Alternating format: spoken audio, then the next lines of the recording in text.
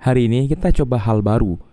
Ada satu film Hollywood yang lumayan bermain di luar zona nyaman, yang pada dasarnya kita tidak akan mau menginap di tempat yang namanya penjara, bukan? Film ini bercerita mengenai tentang seorang penguji keamanan suatu penjara. Film ini berjudul Escape Plans, dirilis pada tahun 2013 oleh Summit Entertainment dan disutradarai oleh Michael Hastrow dan diperankan oleh Sylvester Stallone. Mantap. Siapa sih yang tidak kenal Pak Tua yang satu ini? Pak Tua berotot yang masih bugar, dan sudah pasti film yang ia bintangi semua bestseller. Film Escape Plan ini bercerita mengenai si Pak Tua yang selalu lolos dari penjara dan dapat membobol semua keamanan yang dibuat oleh pihak penjara. Escape Plan ini diawali dengan diperlihatkan sosok tahanan kekar Nantua, si Pak Tua pemeran utama yang tiba-tiba diserang oleh tahanan lainnya. Yes, stay tuned. Si Pak Tua ini hajar balik sehingga harus dimasukkan ke penjara isolasi sebagai hukuman atas kegaduhan yang ia buat. Saat dibawa ke penjara isolasi, si Pak Tua mulai memperhatikan sekitar dan membaca setiap gerak-gerik petugas untuk merencanakan sesuatu. Rencana pun dimulai dengan mengulik beberapa hal yang bisa diolah. Singkat cerita, plan sudah dimulai sejak awal. Si Pak Tua hanya membuat hal pendukung untuk menyukseskan plan pertama. Lalu si wanita datang dengan ledakan yang agak menggoda sipir, dan petugas pemadam tidak terlalu fokus pada tahanan karena kejadian tersebut. Salah satu sipir tetap memperhatikan tahanan di CCTV, tetapi Pak Tua tetap stay tune di mana dengan kegaduhan yang terjadi. Si sipir penasaran dan mengeceknya. Yang didapati hanyalah buku harian Luna. Para pemadam tiba dan memadamkan kobaran api. Di sisi lain, salah satu pemadam berjalan ke arah mobil yang diparkir di sisi lainnya, dan pemadam itu ialah Pak Tua yang menyamar. Latar kembali kepada penjara dengan memperlihatkan kepala sipir yang panik akan kejadian yang terjadi. Di sana ada Lester, pemilik usaha aneh yang bekerja dengan pemerintahan US untuk mengetes seberapa bagus sistem penjara di US. Dan Pak Tua adalah satu-satunya karyawan tetap yang dimiliki oleh Lester dengan keahlian dan pemikirannya yang aneh. Karena penasaran, kepala sipir menanyakan bagaimana si Pak Tua melakukannya. Pertama, memahami tata gedung penjara, memahami rutinitas masyarakat penjara.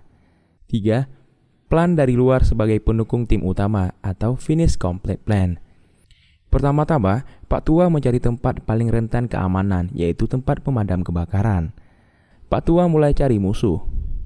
Karena arogansi tahanan lama, sangat mudah disulut emosinya. Selanjutnya memberitahu bantuan luar kapan bertindak, dengan cara membuat kode-kode khusus yang hanya diketahui oleh timnya saja. Semua sudah siap. Pak Tua hanya butuh satu hal utama, bagaimana cara membuka kunci ruangan isolasi tersebut dengan memanfaatkan bungkusan susu yang Pak Tua dapat dari makan siangnya. Dari hasil memahami rutinitas di penjara, Pak Tua paham waktu saat sipir stasiun sambil sebat di balkon. Si Pak Tua keluar dan menyetel kembali CCTV yang memperlihatkan ia masih stasiun di dalam ruangan isolasi. Dan waktu yang Pak Tua punya hanya 1 menit sebelum sipir sadar bahwa Pak Tua tidak ada lagi di ruangan tahanan sesuai waktu CCTV yang ia mundurkan. Dalam waktu singkat itu, Pak Tua sudah berada di ruangan pemadam kebakaran dan bersiap menunggu jemputan dari mobil pemadam yang akan keluar untuk memadamkan mobil yang meledak di luar penjara. Layar berpindah lagi ke tempat perusahaan Pak Tua bekerja. Pak Tua sendiri sudah pernah masuk 13 penjara dan semua berhasil ia bobol dengan sempurna. Alasan ia bekerja di sini karena ia tidak memiliki siapapun kerabat, baik istri maupun anak. Satu-satunya kerabat yang ia miliki adalah timnya. Setelah dipanggil ke ruangannya, Pak Tua dapat job baru dari klien yang bernama Jessica. Jessica ini adalah seorang anggota agen CIA yang meminta bantuan Pak Tua untuk mengetes sebuah penjara. Penjara ini merupakan penjara dengan pengawasan ketat dan sangat canggih. Dan yang paling parah, penghuni di dalamnya merupakan kriminal kelas 1. Namun, posisi penjara ini tidak ada yang mengetahui. Setiap yang masuk hanya akan membuka matanya ketika sudah di dalam penjara, dan menghirup udara segar merupakan mimpi. Dalam situasi ini, tim Pak Tua tidak setuju dengan job ini dikarenakan penjelasan dari CIA atau si Jessica tadi yang membuat mereka tidak yakin melakukannya. Namun Lester menyetujuinya dikarenakan bayaran yang ditawarkan oleh Jessica sangatlah tinggi, yaitu 5 kali lipat dari bayaran biasanya. Dan Pak Tua pun juga menyetujuinya. Layar menyorot kepada Pak Tua yang akan dijemput untuk libur panjangnya di kamar tahanan super ketat. Setelah menunggu jemputan, Pak Wah langsung dilumpuhkan. Mereka paham alat pelacak yang dipasang pada tubuh Pak Tua dan melepaskannya. Tim Pak Tua menyadari hal ini karena sinyal pelacak yang ia pasang hilang. Namun semua sudah terjadi.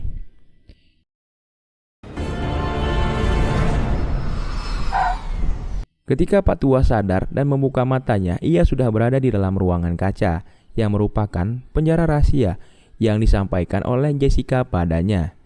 Hal ini membagongkan. Akankah si Pak Tua dapat kabur kali ini? Atau akan berada di sini sebagai tahanan selama-lamanya? Siapa yang tahu? Hanya dengan lanjut nonton jawabannya. Hehe. Layar berpindah ke karakter baru. Ini adalah Hobbes. Ia adalah kepala sipir di penjara rahasia ini.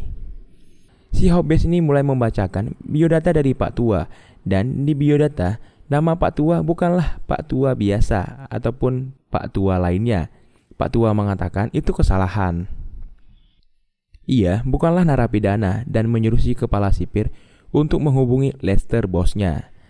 Namun si kepala sipir mengatakan, jika kau berada di sini, berarti di sinilah tempatmu dan tidak akan pernah keluar lagi. Pak Tua pun mulai menyadarinya bahwa ia telah dijebak dan tanpa persiapan ditambah tim yang ia miliki tidak dapat membantunya kali ini. Kehidupan di dalam penjara pun dimulai.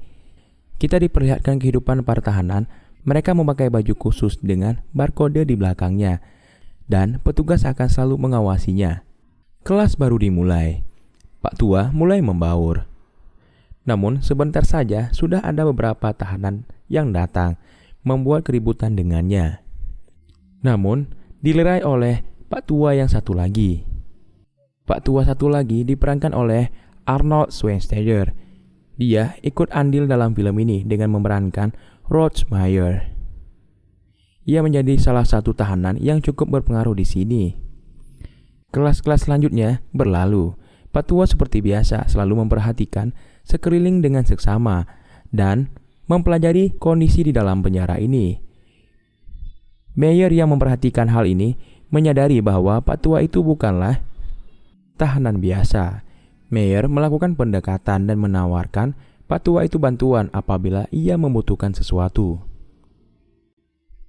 Pak Tua pun mengatakan bahwa ia harus masuk ke ruangan isolasi. Tanpa babi bu, Meyer langsung ngejab ke arah Pak Tua yang membuatnya tersungkur. Adu jotos pun berlangsung dan Pak Tua dimasukkan ke ruangan isolasi. Tidak seperti dugaan, ruang isolasi di penjara ini sangatlah berbeda dari isolasi penjara lainnya, yang mana tempat lain kedap cahaya tetapi tempat ini disorot dengan pencahayaan yang sangat terang, hingga membuat ruangan ini sangat panas dan menyakitkan. Layar lainnya memperlihatkan tim Pak Tua yang masih mencari keberadaan si Pak Tua. Mereka memutuskan bertanya pada si penerima job yaitu Lester. Namun ia lepas tangan atas kejadian yang menimpa si Pak Tua. Karena Lester terikat perjanjian dengan seseorang untuk memasukkan Pak Tua ke dalam penjara tersebut. Kembali ke Pak Tua yang telah tersiksa di dalam ruangan isolasi dan mendapatkan perawatan dari seorang dokter. Dan dokter ini merupakan salah satu orang yang banyak andil dalam meloloskan si Pak Tua dari penjara ini. Kelas selanjutnya dimulai. Pak Tua meminta bantuan kepada Meyer untuk mencarikannya besi dengan ukuran diameter 7 cm. Dan penawaran yang diberikan Pak Tua, Meyer akan ikut melarikan diri dengan dirinya. Untuk mendapatkan besi permintaan si Pak Tua, Meyer meminta sipir untuk mempertemukannya dengan kepala sipir yaitu si Hobbes. Saat pertemuan ini, kita mengetahui bahwa Meyer bukanlah orang sembarangan. Ia merupakan tangan kanan orang paling berpengaruh di dunia yang dapat merusak pertahanan negara dan sangat diburu.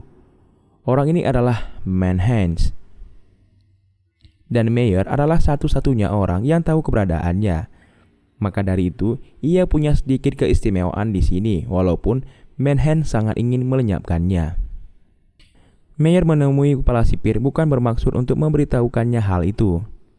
Tetapi Meyer hanya ingin mengambil besi penyangga di bawah meja si Hobbes. Ya, walau mendapat sedikit perlakuan yang tidak menyenangkan, namun besi yang diinginkan Pak Tua berhasil ia dapatkan. Pertemuan Meyer dan Pak Tua untuk memberikan besi yang diminta. Pak Tua pun menjelaskan rencana yang akan dilakukannya untuk melarikan diri dari penjara ini. Pak Tua mengatakan bahwa dia sudah bisa menganalisa struktur dari bangunan penjara dan bangunan ini berbentuk vertikal. Jika keadaannya seperti ini, maka satu-satunya jalan keluar yang bisa diambil adalah menempuh jalur pipa yang dipasangkan memanjang ke atas. Dan ruang isolasi merupakan tempat yang tepat untuk masuk ke dalam pipa tersebut. Lalu, untuk apakah besi tersebut?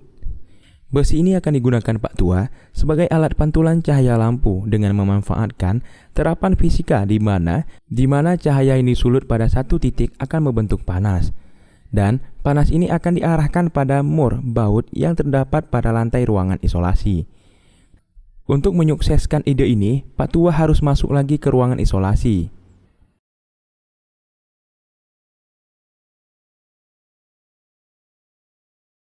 Agar kesempatan masuk itu ada, satu persatu mur dilepas oleh Pak Tua, dan Meyer mulai melakukan aksinya dengan menyibukkan petugas agar terpusat perhatiannya kepadanya, agar si Pak Tua dapat menutup CCTV di ruang isolasi yang ia tempati. Hal ini dilakukan agar ia dapat pergi melalui pipa di bawah lantai isolasi. Dengan cepat Pak Tua bergerak dari dalam pipa, dan betapa terkejutnya dia bahwasanya penjara yang ia tempati berada di sebuah kapal besar dan berlayar di lautan bebas. Hal ini membuat Pak Tua harus berpikir lebih keras, bukan tentang hanya kabur dari penjara, namun juga bagaimana pergi untuk meninggalkan penjara tersebut. Di sisi lain, Lester ternyata melakukan kesepakatan dengan kepala sipir. Kepala sipir menanyakan siapa sebenarnya si Pak Tua, dan Lester menjelaskan semuanya. Setelah mengetahui siapa Pak Tua sebenarnya, kepala sipir memerintahkan penjaga untuk menyiksa si Pak Tua agar konsentrasinya rusak dan tidak dapat menyusun rencana seperti biasa, yaitu untuk kabur.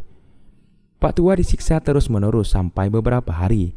Namun hal ini tidak mengubah apa-apa, misinya tetap berjalan seperti biasa, meski butuh waktu lebih lama. Berdasarkan informasi yang sudah Pak Tua ketahui mengenai persisnya penjara ini dan semua tingkah laku penghuni penjara, setelah beberapa hari Pak Tua mendapatkan rencana bagus bersama dengan Meyer yang mendukungnya. Akhirnya didapatkan dokter yang merawatnya sebagai perantara dirinya dan dunia luar. Setelah merekrut sang dokter, Pak Tua mulai membuat alat untuk mengetahui posisi kapal penjara yang dihuni saat ini. Namun menggunakan alat seadanya dan membutuhkan orang untuk berada di luar sisi kapal agar alat itu bekerja. Tiba-tiba penjaga datang dan Pak Tua pun dipukuli dan dibawa pada daerah penjara yang hanya ada dia sendiri di sana. Dan yang menemuinya adalah kepala sipir yang mencecar dengan berbagai anggapan yang ingin membuat si Pak Tua downs. Namun Pak Tua mencoba melakukan kesepakatan dengan kepala sipir dengan meyakinkan dia bahwa Pak Tua mempunyai hubungan yang cukup dekat dengan Meyer dan dia bisa memberikan informasi mengenai keberadaan Manhans. Kepala sipir pun mengiyakannya dan membuat kesepakatan. Namun Pak Tua memberikan informasi palsu kepadanya. Ini hanya untuk mengulur waktu agar rencananya terlaksanakan. Rencana berlanjut, Pak Tua dan Meyer merekrut seorang muslim. Dengan kesempatan ini, ia dapat membawa benda yang dibuat Pak Tua keluar kapal. Hal ini pun disepakati dan dengan catatan si muslim ikut melarikan diri. Om muslim ini pun menjumpai kepala sipir dan menjelaskan informasi mengenai Pak Tua dan Meyer yang melakukan rencana, tapi dengan syarat ia dibolehkan beribadah di tempat terbuka. Hal ini berhasil dilakukan dan rencana pun berlanjut. Setelah si Om memberikan koordinat kapal kepada si Pak Tua, diketahui bahwa kepastian posisi kapal sudah ada dan berada di tengah lautan lepas. Rencana berlanjut. Sekarang bagaimana memberi pesan kepada orang luar untuk menjemput mereka? Hal ini harus cepat dilakukan sebelum kepala sipir menyadarinya bahwa informasi yang disampaikan oleh Pak Tua palsu mengenai Manhunts. Rencana berlanjut. Di sisi layar terlihat sang dokter yang diiming-imingi uang banyak menyampaikan pesan dan koordinasi kepada anak buah Meyer. Untuk mengelabui kepala sipir, Pak Tua melakukan interaksi alibi dengan si Om berpeci dengan persepsi kepala sipir akan berpikir mereka bekerja sama. Rencana berlanjut. Rencana puncak pun datang. Pak Tua, Meyer, dan si Om berpeci pun mulai memancing keributan agar mereka bisa kabur. Namun tidak semudah itu. Di sisi lain, helikopter jemputan anak buah Meyer sudah mengudara dan mereka dituntut untuk bergerak cepat sampai di atas kapal. Sepanjang lereng pelarian, si Om tertembak dan terpaksa menyudahi pelariannya dengan berkorban agar Pak Tua dan Meyer dapat kabur. Dengan respek, Meyer meninggalkan si Om berpeci tersebut.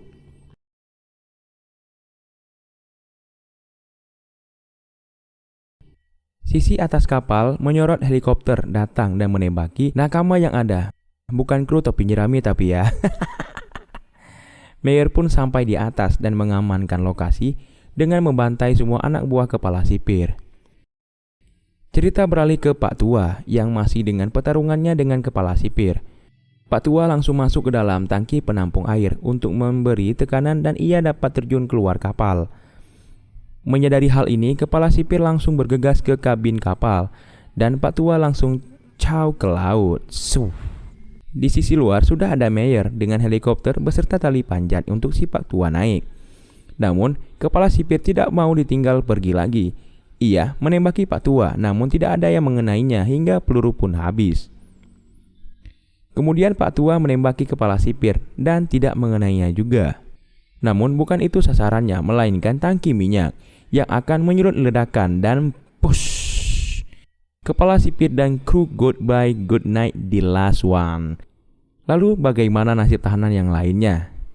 Yoho, itu nanti saja kita bahas tergantung kepada sutradara. Cerita berlanjut. Sesampainya di daratan, mereka pun dijemput oleh anak buahnya Meyer.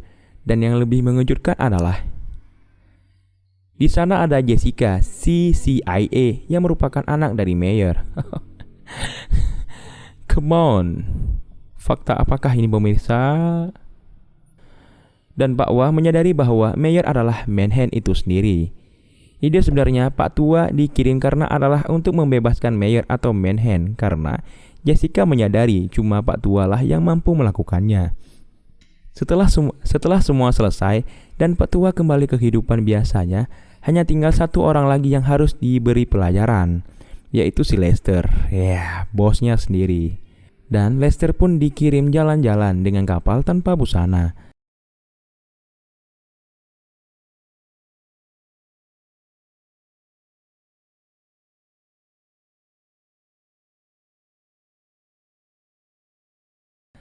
Akhir cerita, Pak Tua hidup bahagia dan damai bersama burung-burung.